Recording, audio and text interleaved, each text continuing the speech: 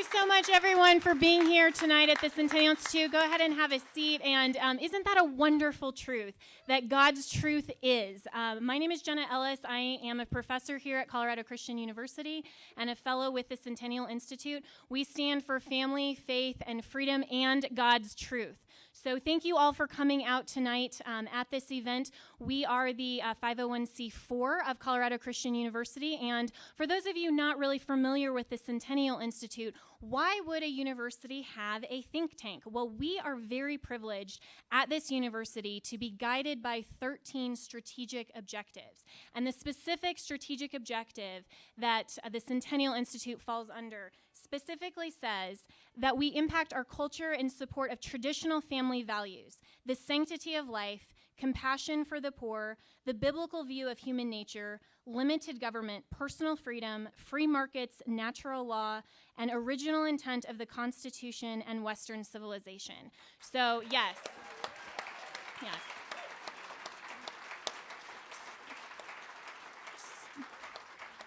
So we are very, very pleased tonight to have all of you here. And at this time, I would like to invite our two 1776 scholars. And for those of you who are watching online, or if you want to take this opportunity to text your friends, centennial.video, video singular, they can live stream the event. So at this time, would Brandon and also Sarah come up to Brandon Yates and Sarah Pickup will lead us in the prayer and pledge. They are 1776 scholars with Centennial Institute. Students of mine, Brandon is on our moot court team that I'm very privileged to lead, and they are excellent students here at CCU.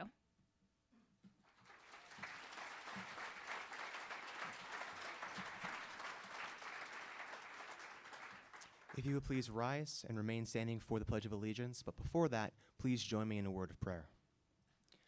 Our Father in heaven, we gather together tonight with grateful hearts to remember the tremendous price paid for liberty. Our men and women in uniform have fought, bled, and died to protect us from tyranny and terror on battlefields from Bunker Hill to Bastogne to Benghazi, and our veterans come home bearing the scars that testify to their bravery and sacrifice. Lord, we thank you that so many have been called by you in America to follow in the footsteps of Cornelius the centurion, shedding their blood to keep us free. We thank you for our soldiers, past, present, and future. We thank you for the blessings of liberty we enjoy in America. And we praise you, Jesus, for paying the ultimate and final price for freedom upon the cross on Calvary. We pray for the leaders of our nation. We pray that you will grant them wisdom, integrity, and a passion to serve, not to be served. We pray for this election that the men and women the American people choose as their representatives will honor you with their governance. Finally, we pray for tonight's event, that it will honor you, honor our common cause, and honor our servicemen and women, our veterans, and freedom's fallen warriors. All hail the victorious dead. In the name of Jesus Christ, amen.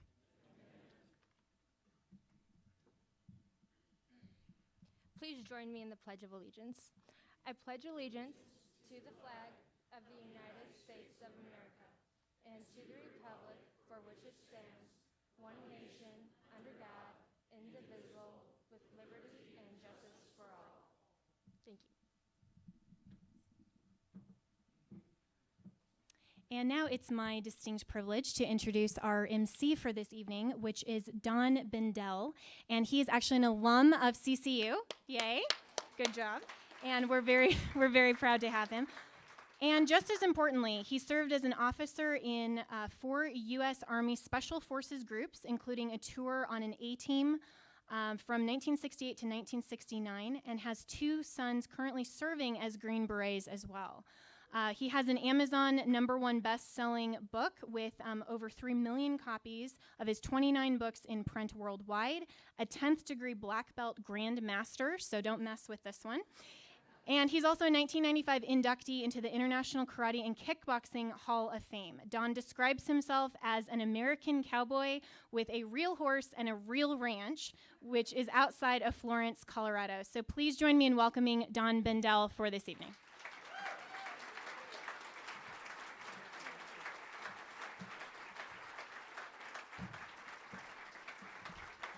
Thank you. Thank you. Please be seated. I have to ask you before we do the national anthem, I have to ask you guys if anybody knows what brand of pizza Hillary likes. Huh? Nobody knows? Little Seizures. But anyway.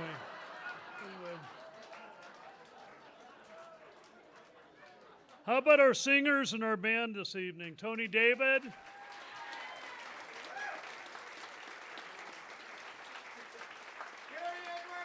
Gary Edwards. And we're going to ask them to lead us in the national anthem. If you are a veteran, you can join me, and you don't have to put your hand over your heart. You can do like I'm going to do and salute the flag. Please rise.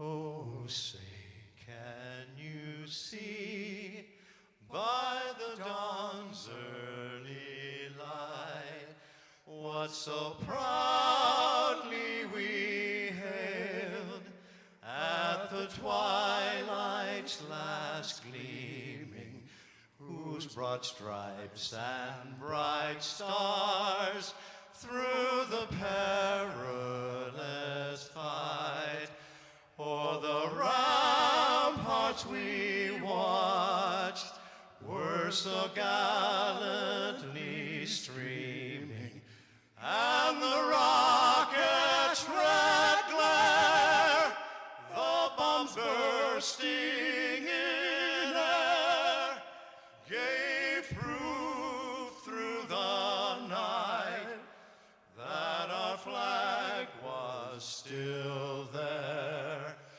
Oh, say, does that star-spangled banner yet wave o'er the land of the free and the home of the brave? God bless.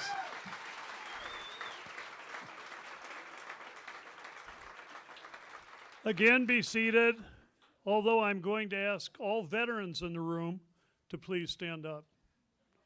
And please give them a hand.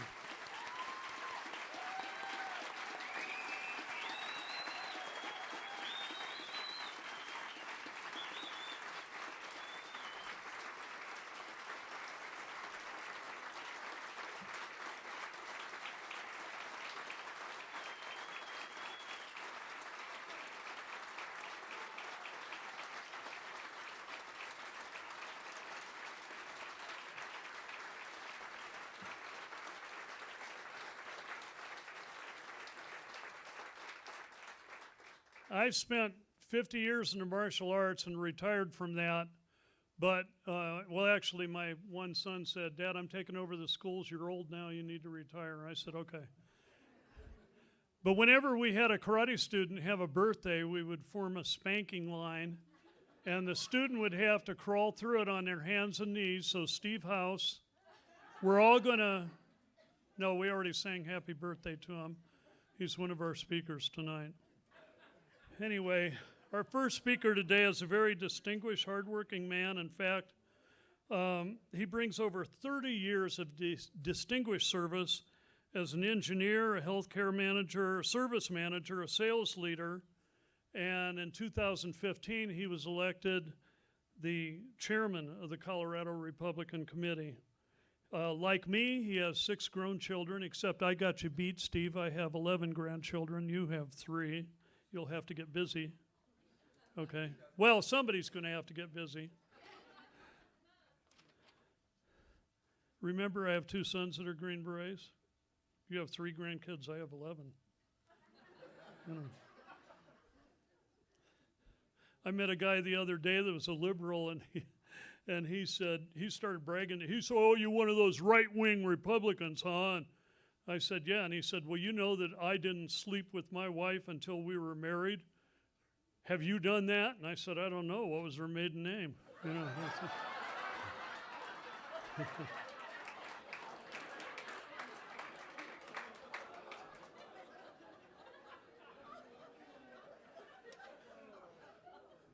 Please welcome Colorado's GOP Chairman, Steve House.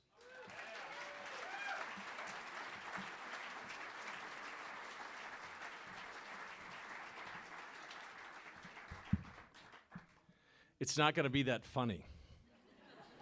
First of all, Tony, thank you for singing happy birthday. I really appreciated that. Nobody had sung me happy birthday today so far until that. I have a unique birthday because last year at this time, Colorado was the center of the political universe as all of the Republican primary presidential candidates arrived here 1 year ago tonight to have our debate in Boulder on the 28th. So this year we have this. I don't know what I'm going to do next year. I'm guessing it might be a fairly boring birthday next year relative to this. Hopefully celebrating 1 year of time that Donald Trump has been the president-elect and our president. I think that's an important part.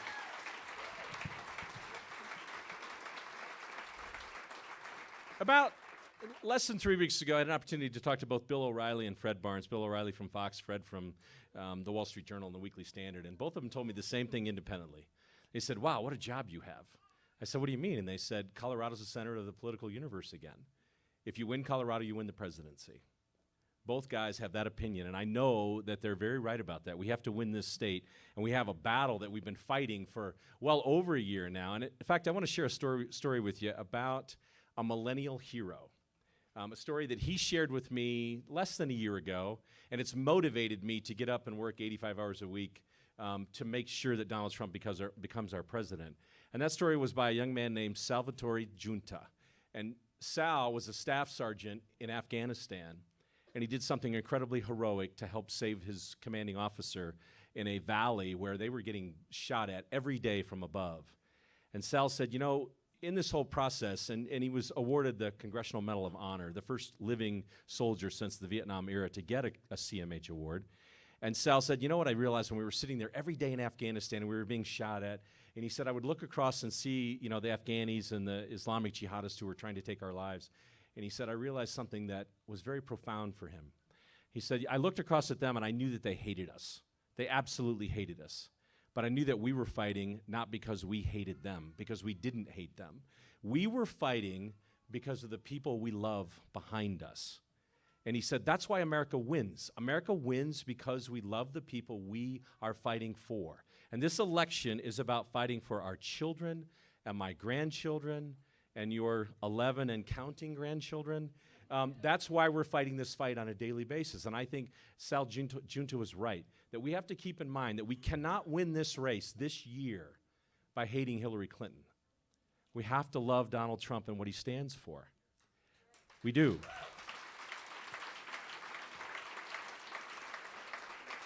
And I'll tell you what I've learned in the year ago. I met him a year ago tomorrow. What I've learned about him. And what I've learned about him plays out in a conversation I had in a university a little bit north of here, north and maybe a little bit west, where I'm not all that welcome. I was standing talking to a group of students there, and one of the students raised their hand, and they were a pretty conservative group that attended that day, and he said, so Mr. House, what's your vision for the Republican Party? And I said, it doesn't matter. And he said, what do you mean it doesn't matter? And I said, it doesn't matter. What matters is your vision for your life. What do you want to be? What do you dream about? What are you capable of? And he said, that's kind of interesting. He said, I'm a second-year law school. What do you think I should be dreaming about? I said, if I were you, I'd dream about making $1 million a year 20 years from now. Because if we do the right thing in this election, people are going to have access to those kinds of free markets to be able to do things. And one of the things I thought about is I saw a picture of Donald Trump, and he was looking up a building. And I'm sure he does this occasionally, right? He just opened a new hotel this week, I think, in D.C. And he looks up at a building, and I am sure that at some point in his entrepreneurial life, he's looked up at buildings into the sky and thought to himself, you know, what I do as a businessman, and what I love about this, and in my one-on-one conversations, we've had some of this discussion, is that I take truths as they are today and expand them to new truths. Just like we expand the horizon of the skyline with a man who builds great things. And that's what this country's about. If you guys all remember a TV show named The Newsroom, and there was a guy named Will McAvoy who gave a great speech about why America wasn't the greatest country in the world anymore. And there was a little piece of that speech where he said, America is great when we do great big things, ungodly technology advances, when we explore the universe, when we cure diseases, and we cultivate the greatest artists and the greatest economy in the world at the same time, and we shoot for the stars. That's who America really is. And if you're a millennial out there, I tell millennials all the time, you are the guys that are going to take us to that level of greatness. There's 82 million of you. By the time we get 5 years into the future, people like Eric Trump and his generation are going to be the generation that leads the baby boomers, which I'm a part of. And frankly, I'm very happy about that, because I think that's the place we have to go. But what we have to do between now and then is we have to unleash them. We have to unleash us. Because we got a side of the political spectrum in this country that wants me to believe that 1% growth a year is adequate in a country that does great big things, and that's not it. It isn't about 1% growth. It isn't about accepting exorbitantly high increases in healthcare costs. It isn't about their vision. Because you see, the Democrats think it's about a collective vision of a whole bunch of people, because that's the way socialist countries are. But a capitalist country, a free market country, where you can see a man like Donald Trump rise up and look up and lift up America. That's what America's about. America's about a country that does great big things. And I think for anybody who didn't think Donald Trump was their first choice, I hope you've figured out over time that we need to disrupt what's going on in Washington, and we need to start looking for great big things again. And I can't think of a better guy than a guy that builds great big buildings and great big companies and does great big things and great big dreams.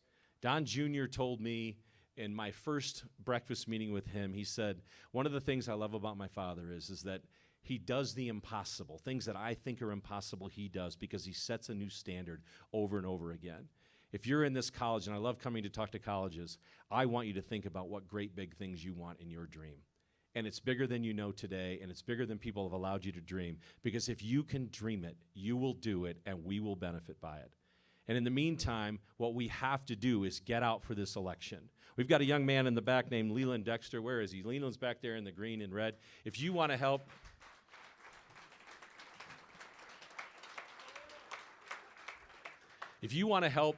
that's the man to go see. And I'll leave you with one other quick story. I had an opportunity to go to Grenada last November after the debate. I went to Grenada, and my wife and I got off the boat, and we met this tall, stately gentleman, well-dressed, and he came up to me and he shook my hand, and he said, "You're an American, aren't you?" And I said, "Yes, I am." And he said, "Thank you for 1983. And I said, "Wow, that's interesting. You know, October 19th to the 25th of 1983, American and security service forces has freed the island of Grenada from a 6-day takeover. Everywhere Donna and I went on that island, somebody thanked us when they found out we were Americans. And on the way back, I ran into him again as we were getting ready to get on the boat. I said, "I got to ask you a question. It's been 32 years, and you're still saying thank you for 1983. And he said, "Young man, I want you to remember what I'm about to tell you and never forget it. If someone takes away your freedom for 6 minutes, let alone 6 days, you will thank them for the rest of your life." So I'm saying thank you to the veterans who give us the freedom. Thank you to the millennials who are going to give us a big, great America with the leadership of Donald Trump. Thank you for being here tonight. We can do this, and we will do this on November 8th. Thank you very much.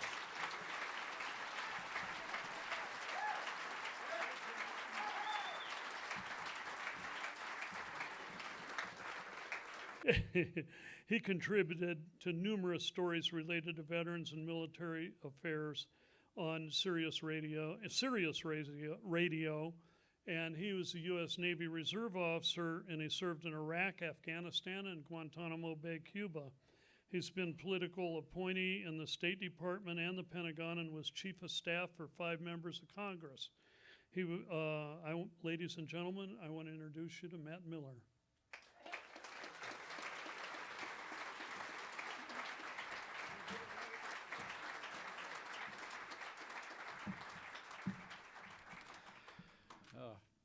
I'm from Washington. I'm here to help. That's what I usually say. Well, it's great to be in a room full of deplorables, let me tell you.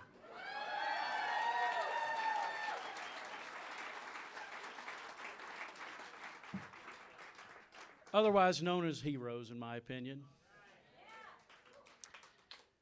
You know, I've been at this since March with Mr. Trump, and I've had several people ask me why I support Mr. Trump for president. Had one work for Fox News. And I started answering him. I said, I've been in Washington for 25 years. And he cut me off. He said, that's all I need to know. And that is all you need to know. Washington can't even do the little things anymore. We can't even get a VA that helps support veterans, that puts veterans in charge of their health care rather than bureaucrats. We have veterans waiting in line, dying waiting in line. We had a gentleman in Colorado Springs that was with us today, told a story about his son waiting in line for treatment and ended up dying. So we have a government that can't even get the little things right. I don't know if you followed the California bonuses, where they tried to recoup the bonuses for people that served in the military, put their life on the line. Well, this is the same administration that supplies bonuses for VA employees that treat veterans horribly.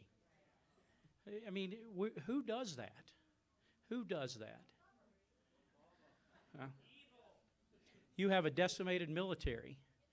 You know, we have the smallest Navy that we've had. I'm a Navy officer, so you guys forgive me if I need some translation for all you Army and Air Force guys. But, you know, but, yeah, so I'm a Navy officer. But, you know, we have the smallest Navy. We have planes that were built in my grandfather's generation, you know, that are 60 years old that we're training people on. We have a readiness problem in America when it comes to our troops. So we can't even do the little things right. And why I think it's important that you guys get involved. Anybody see the John Adams series? Great series, wasn't it? Well, in there, there's a scene where Thomas Jefferson's talking to the Adams family. And he's talking about the French Revolution and what happened in the French Revolution. And Mrs. Adams looks at Jefferson and says, how ghastly, how terrible. And he looks at her and says, Madam, freedom was not won on silk sheets. Well, neither are elections. And that's why it's important that you're here tonight, because of that fact. Veterans in particular are a unifying force in our country. You know, we have saluted and marched out and done things that few sometimes can understand. But the bottom line is we're doers. There is no right or there's no left. There's only do when it comes to veterans. And so we need to, as veterans in this room and everybody in this room, there's some things that I'd like for you to do. You know, first of all, you need to fill in the ballots that you have. You need to send them in today. So go home and fill it out, send it in, go to your post office and send it in as soon as you can, today, tomorrow, or the next day. There's a veterans call night. Every Tuesday night, there's a veterans call night throughout the state of Colorado, where you can go to a headquarters and make calls, have veterans gather, and then make calls to other veterans. I think the last time they did it, a couple of days ago, they had 3,000 calls that were made. So it makes a huge difference in this area. You know, in the last election, there are 22 million veterans in this country. 6 million veterans didn't vote. Colorado, you have 406,000 veterans. You had 81,000 veterans that didn't vote in your state. And as close as this election is going to be, in places like Colorado and in Florida and in North Carolina and other places that are higher concentrations of veterans, a small percentage change in voter turnout can mean the difference in who carries the state. So it's up to us, it's up to veterans who, again, have taken that pledge to go out and do what we need to do to, I call it talk to 10 for Trump.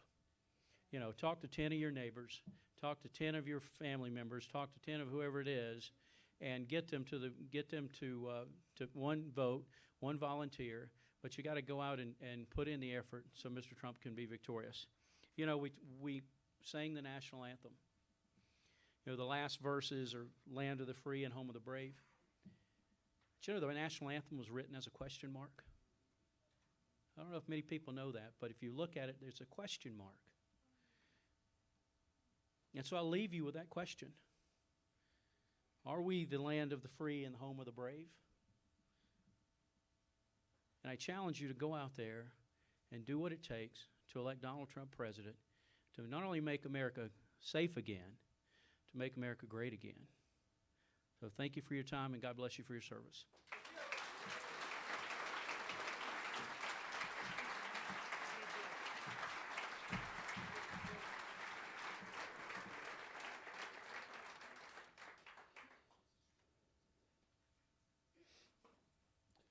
That was great, and it's so critically important. So many people get enthused, but they sit there and vibrate. We can't just vibrate. You got to get out and vote, and you have to get other people to vote. We've got to save our nation, and Donald Trump is the one to save the nation. And I'm an evangelical Christian myself, and I got so mad at fellow Christians that tried to put Donald Trump down before because they thought he wasn't a Christian. He wasn't holy enough for them. So they got these Washington, D.C. bureaucratic hypocrites that became their heroes. And I thought, do you know how phony this guy is, and you're supporting him and not Donald Trump? At least Donald Trump is a Christian. If he doesn't like you, he'll tell you to go to hell. You know? Jesus Christ was not a wimp, trust me. He said turn the other cheek, but he was not a wimp. You ask any warrior in this room, like the one I'm about to introduce. Oz was portrayed in the movie 13, and he was co-author of the book 13, the best-selling book 13, and his character was played by one of my favorite actors, Max Martini. And his brother is an independent film producer and director like me, and his brother and I became friends. I haven't met Max yet, but I loved him when I used to watch him in the unit. He played an excellent portrayal of a guy in Delta Force. But anyhow, Mark Oz Geist finished his career as a security contractor in Benghazi, Libya, where he was credited with helping to save the lives of more than 25 Americans. Mr. Geist is still recovering from the injuries he sustained in that battle. And he, as I said, he was a co-author of the best-selling book, 13 Hours, the inside account of what really happened in Benghazi. And it's an excellent film. If you haven't seen the film, please see it. It's an outstanding film. He also was a forensic officer as a grunt, and then, yeah, he started off as a grunt and then switched to intelligence. I did the same thing. And he also was a forensic investigator for the Teller County Sheriff's Department and was the chief of police of Fowler, Colorado. He worked as a contractor in the Mideast with Triple Canopy, which was like the contractor to go to if you're guys like us. He went there and he was on the a mentor and advisor on the personal security detail of Dr. Ayad Alawi, the former prime minister of Iraq. My tongue got tangled up. Now I feel like Oz. He's a former Marine, and when a guy's a former Marine, you can't let him take very long breaks because you have to retrain him. But at least you're not a Navy SEAL. I'd ask Eric to lend me some money, and I'd buy some stock in Ray-Bans and copper tone suntan lotion. But anyway, I want to introduce a true American hero, Mark Oz Geist.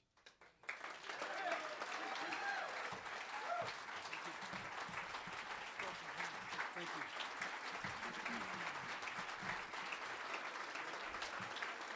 Thank you very much.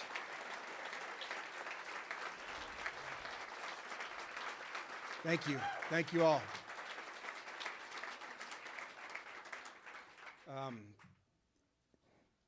You know, in Benghazi, there was 6 of us that were part of our team. There were 3 Marines. We had 2 sailors, 2 Navy SEALs, and an Army Ranger. We did need one guy to carry the water for us. It was the Rangers.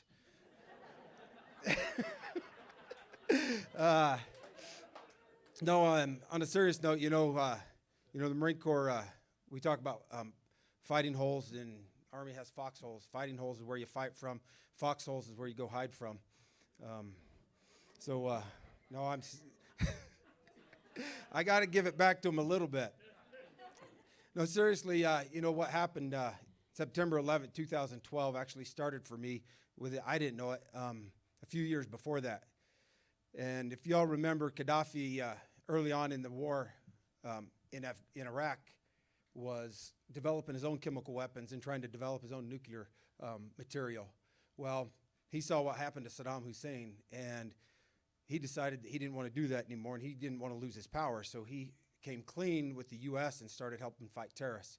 Well, the terrorists in Libya all came from Benghazi and a place called Derna, and that goes back to even in the 1800s.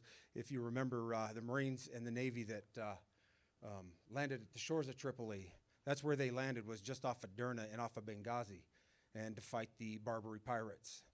So Gaddafi was helping us go after the terrorists, and those terrorists are the ones that uprose and caused the revolution in Libya. So in 2011, Sidney Blumenthal, advisor to Hillary Clinton, sent an email to Hillary and says, hey, this revolution going on in Libya, you ought to get behind it. No one in the world likes Gaddafi, even people in the Middle East. They won't get mad. They're not going to be upset if we get rid of him. So, and it'll be such a great foreign policy win for you when you run for election in 2016. So she's deciding to put our sons and daughters, America's sons and daughters and grandchildren in harm's way for political aspirations. My first question to everyone is that who you want to lead this country for those reasons? Exactly, we don't. We want somebody in there that's going to do things for the right reason. And that right reason is for why we are there. And that's what ended up with me being in Benghazi. And all that happened, and I didn't realize that how that would affect my life. So I get stationed in Benghazi since the revolution about a year later, and this is first part of August. And move forward to September 11th, and we get attacked. And, we got attacked 3 times that night, 4 times. Over at the consulate, we went over and tried to rescue the ambassador. He was already dead, and so was Sean Smith because of smoke inhalation, because they had inadequate security over there. And that was after the ambassador had requested over 600 times for security. Fell on deaf ears. And as we all know, those of us in the military, that you can delegate your authority, but you can't delegate responsibility. And that responsibility, if you're the person that chooses to be that leader, that person in charge of whether it's State Department, the President of the United States, you got to take the good and the bad, because not everything's going to always go right for you. Things are going to happen and things are going to go bad, but the right type of leader is the one that stands up and says, you know what, I take responsibility for that, I'm going to go forward. Because if you don't, because if your people fail, it's because of 2 things. You either failed to lead them or you failed to train them. And that's what happened in Benghazi. We had somebody who wouldn't listen to the people on the ground and provide the security that was necessary. Luckily, that night, we had a CIA annex base about a mile away from the consulate. And that night, we got told to stand down 3 times. Despite that, we ended up going over and pushing off over 40 armed assailants that had taken over our U.S. territory. It's a consulate. That's U.S. ground. We are not going to let them take that over. Pushed them off and rescued the security detail. Made our way back to the annex, and there we got attacked 3 times.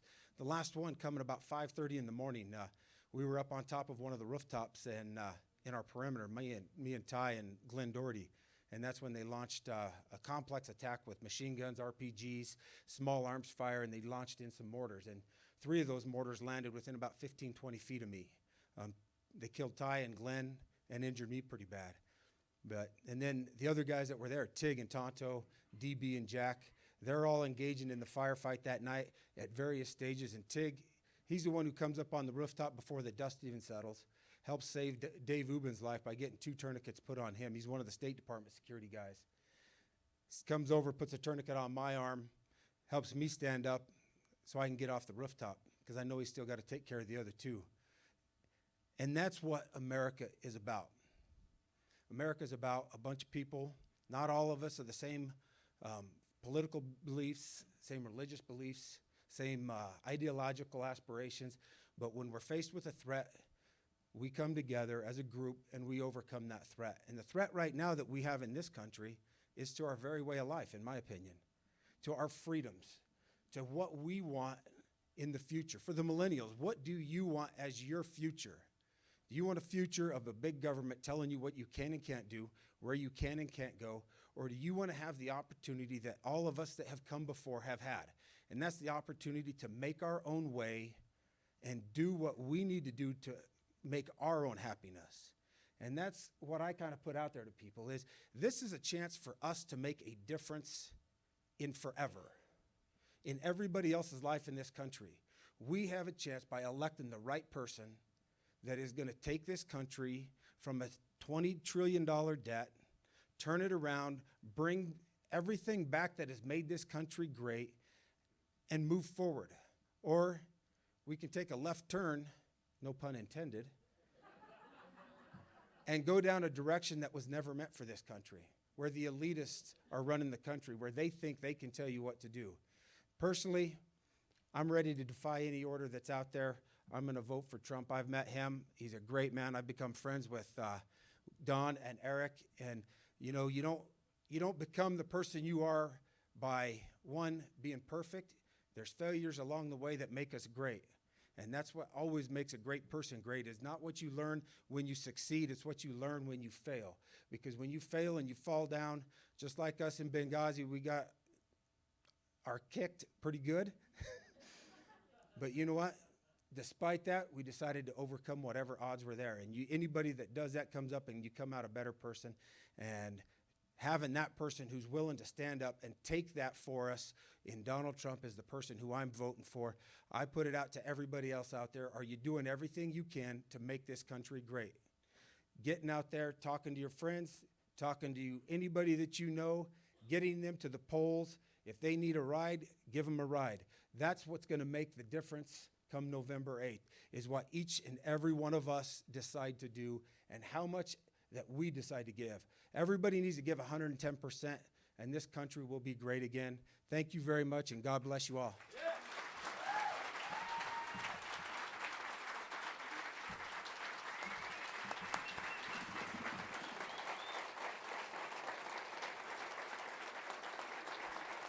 Thank you. Thank you. Please be seated. Eric, our next speaker, has to do another speech shortly. And so he's going to have to get out of here. So when I introduce him, please don't give him a standing ovation. He knows you want to. But he has another commitment, and we got to get him to that other commitment and end this program on time. We don't want to be accused of being part of the Democratic National Committee. And I'm going to cut my intro of him short because he needs no intro. I'm going to say a couple things. Number one, he's the third oldest child of Donald Trump, which means that, and he's also executive vice president of Trump Corporation. And what I think is really cool is in 2006, he started the Eric Trump Foundation, which has donated millions and raised millions for St. Jude Children's Hospital, which I think is awesome.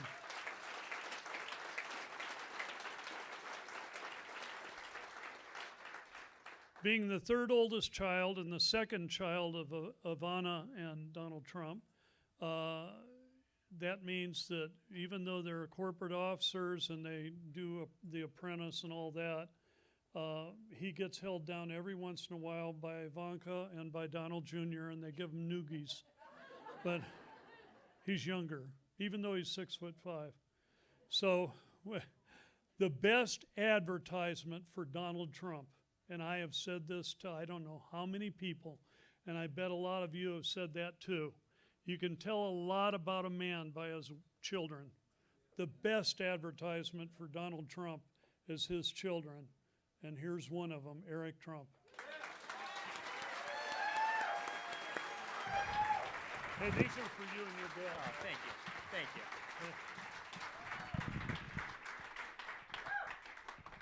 I love this guy, honestly. You know how you take care of ISIS? You send him and his jacket over to wherever it is, and he'll take care of it pretty quickly, right? Take the 6-gun, right? The old Colt single action. I like it. So, you know, Mark has become a dear, dear friend of mine, and I say it all the time. In fact, I said it, and I took some heat for it not too long ago. Before anybody votes, you should be required to either read the book or watch the movie, because once you do, Hillary Clinton is disqualified from being president of the United States.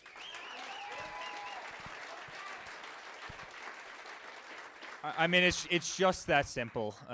Mark and I have spent a lot of time together, and you will not find a better human being in the world, and I mean that sincerely. And he's got a beautiful little daughter here and his wife. Where are you guys?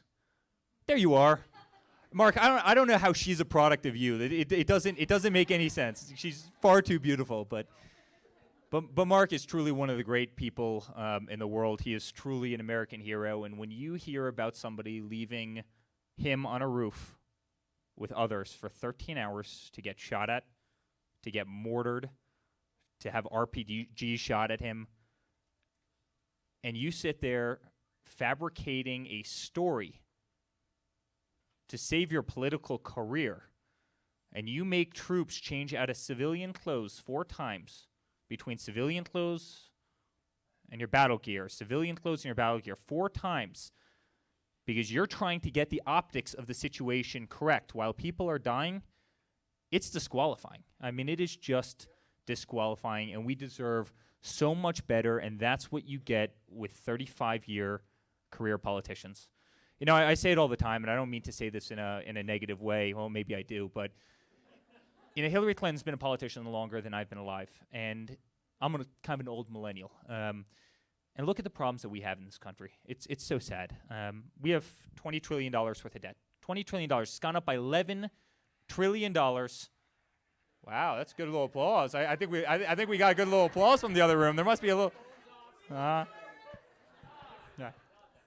We have $20 trillion. It went up by $11 trillion under President Obama. And then Hillary comes out last week with her tax plan. She goes, you know, I'm going to cut our national deficit by $1.6 trillion over the next 10 years. I'm sitting there saying, $1.6 trillion over 10 years when our current president's increased it by $11 trillion over the last 7.5 years. What's that going to do? You know, that's the kind of thinking that we have. You know, when I see Mark's daughter right there, we have an educational system in this country that's ranked 30th in the world.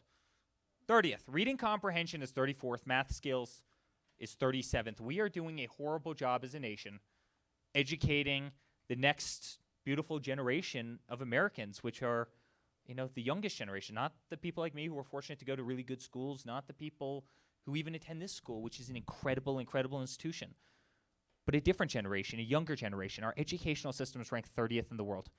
Median income in this country hasn't gone up in 15 years. People are making less money today than they did 15 years ago, if you can possibly believe it. We have 95 million people out of the workforce in this country.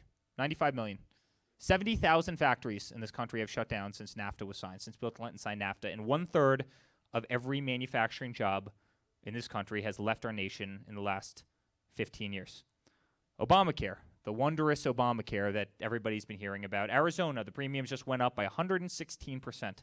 North Carolina, I was there 2 days ago, went up by 24.5%. Obamacare is killing this country and killing so many people, and it's truly horrible stuff. I mean, it's truly, truly horrible. Our government promised us, as they always promise us, great things, that you're going to get to keep your doctor, you're going to get to keep your plan, and that the average family was going to save $2,500 a year. You know what the problem with this was? You didn't get to keep your doctor, you didn't get to keep your plan, and the average family spends $4,500 more a year than they did before. And I hear all the time, I had a woman come up to me the other day crying, I had to opt my entire family out of Obamacare because I can no longer afford to pay for it.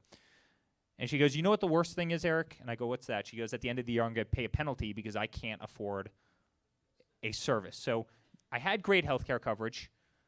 They upped the rate so much that I can no longer afford it. I had to opt my entire family out, so now I'm gambling my family's health because I can't afford something. And at the end of the year, I have to pay $700 because of it. And this is the policies that our politicians, our career politicians, get us. I mean, it is absolutely horrible. So median income hasn't gone up in 15 years, but we make less money in this country on average because our expenses are through the roof because of silly programs like this. You look at our military. We have 22 veterans that take their own lives every single day, and it's horrible. Our VA has done a terrible job, and our politicians have never gotten it right. And I can tell you, thank you to all the vets in here because we are going to fix that. And I can tell you, it is my father's #1 priority. It will be day number 1.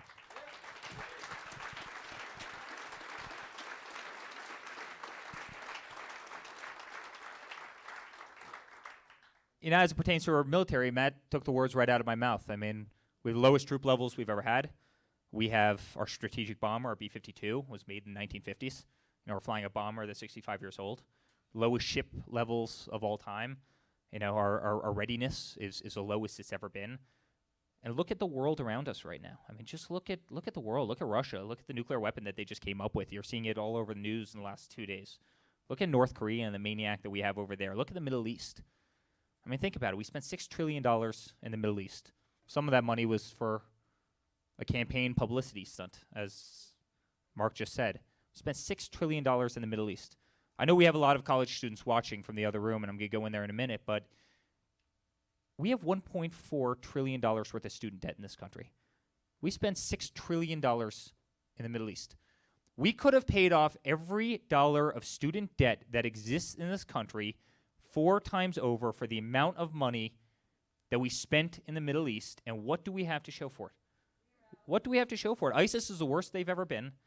I mean, they're really the worst they've ever been. They're all over the place. You can't open up a paper without seeing another ISIS attack. And I had this amazing World War II vet come up to me the other day, and he goes, Eric, something I have to tell you that really bothers me. I landed in Normandy. I landed on Omaha Beach. And we defeated the Germans and the Japanese in 4.5 years. The 2 largest freestanding armies in the world at the time, the 2 most powerful armies on Earth at the time. We defeated them in 4.5 years. We've been fighting ISIS for 15 years, and we haven't won.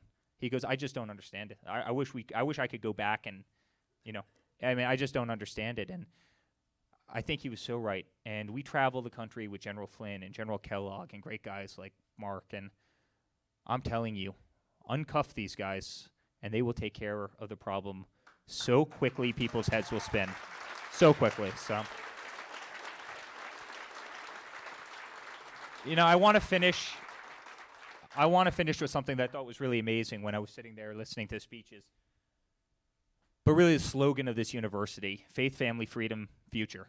I think if you were to take 4 words, maybe you could add jobs to that. That doesn't really apply to a university, but I think if you were to take 4 words to summarize what my father's mission is for doing this, it would probably be those 4 words, or at least something very, very, very close to those 4 words.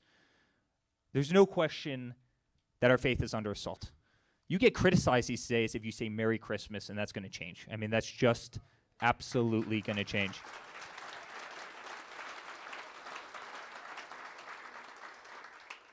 I had a friend who had a little daughter, and they were at school, and she got a form. Would you like to opt your child from saying the Pledge of Allegiance? Would you like to opt them out? If you would, check this box, sign it, and return it to us. You can opt out of saying the Pledge of Allegiance now. And guys, that's going to change too. It's ridiculous. It's absolutely ridiculous. You see this new mission to take In God We Trust off of our currency.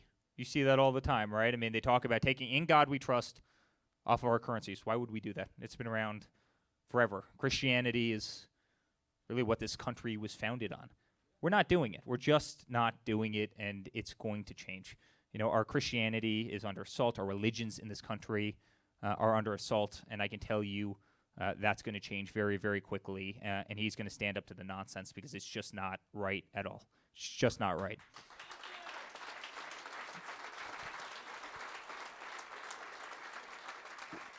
When you look at family, it's the same thing. I can tell you I have zero aspirations to be a politician. In fact, I find most of the politicians out there horrible people. I really do. I think they're, in many cases, there's a couple really good ones.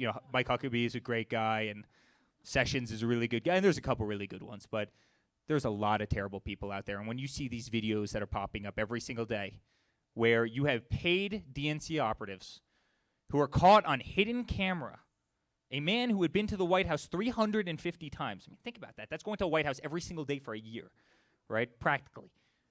A man who had been to the White House 350 times and had personally met with President Obama 40 times is caught on hidden camera bragging about how he was the one to incite riots in Chicago.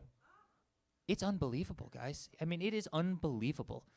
And we have to get it right. I mean, we have to get it right. We have to get this corruption out of government. And when people ask to family, why I sit there and I fight every single day, it's A, because I believe in my father.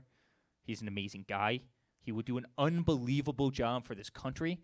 You know, sometimes he fights too hard. Honestly, sometimes he fights too hard, but this country needs a fighter. This country doesn't win at anything we do.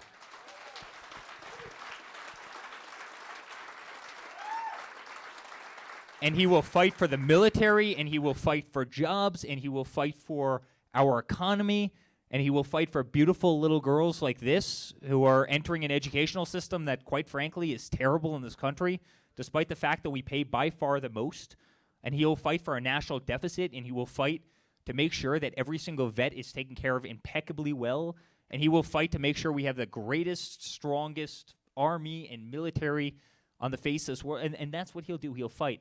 And by me standing here, as much as I dislike politics, I'm fighting for the same thing. I'm fighting for what all of us as Americans want, and that's a strong country and a great country, and that's what family stands for, and we need to bring back family values to this country in a big, big way.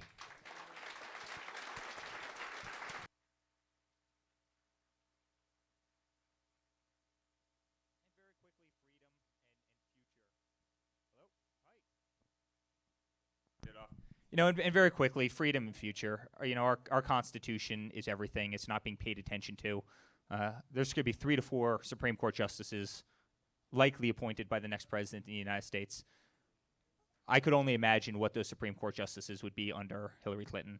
They would be, frankly, terrible, scary, and it would change this country for the next 50 years, and who knows if you could even recover from it. We have to fight for our freedom. And this election, more so than any, is about freedom and future. I mean, it really does come down to future. We can't sustain $20 trillion worth of debt as a nation. We can't sustain having a weak military. We can't sustain having health care that people can't afford. We can't sustain having open borders where anybody can come into our nation at any time. We can't sustain these things. I mean, it will literally change America forever. So, guys, I will be fighting every second for the next 11 days, 6 hours, and, you know, whatever it is at this point. I will also be celebrating the second that this thing is over, believe me, you know. But we are going to win,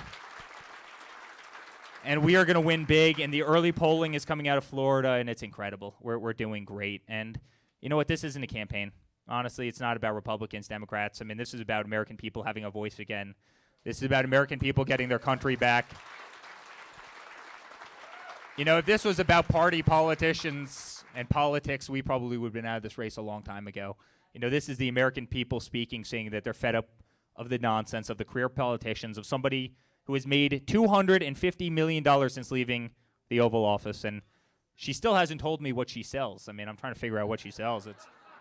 You know us. We sell hotel rooms at night, right? I mean, what are you selling that you made $250 million in 15 years? I mean, what well, of course, it's access. I mean, she hasn't answered the question, though. I mean, we all know the answer to the question, but, I mean, it's so sad. And, guys, it's going to change, and we're going to make America strong again, and we're going to restore faith to this country, and we're going to make America great again. And I truly appreciate you having me here tonight. Thank you so much.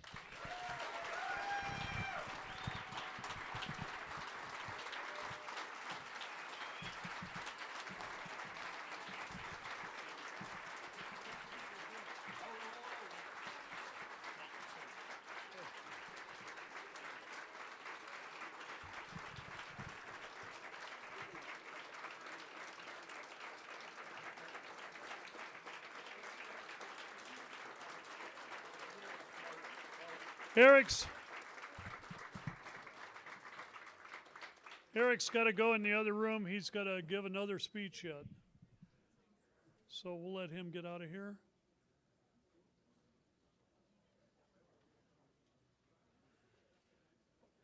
And as soon as you folks sit down, I'm going to ask another group of people to stand up that I didn't recognize earlier.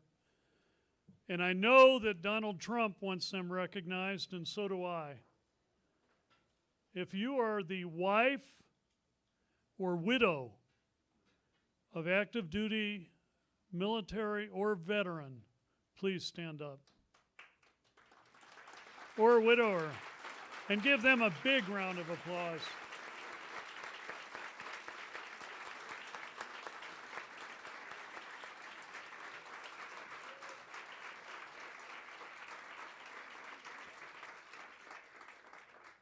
I want to thank you guys for coming tonight.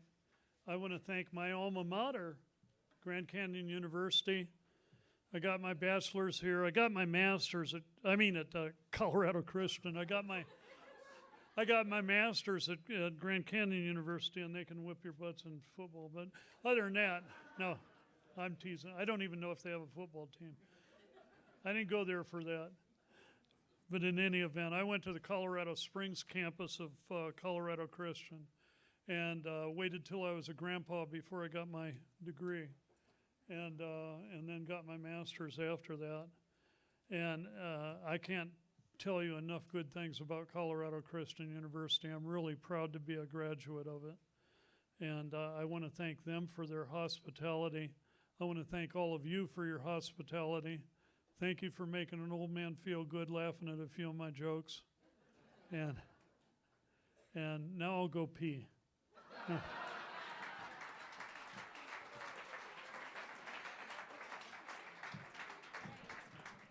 Thank you, everyone, for coming. And if you want to learn more about Centennial Institute, you can go to our website, ccu.edu/Centennial. Thank you for coming.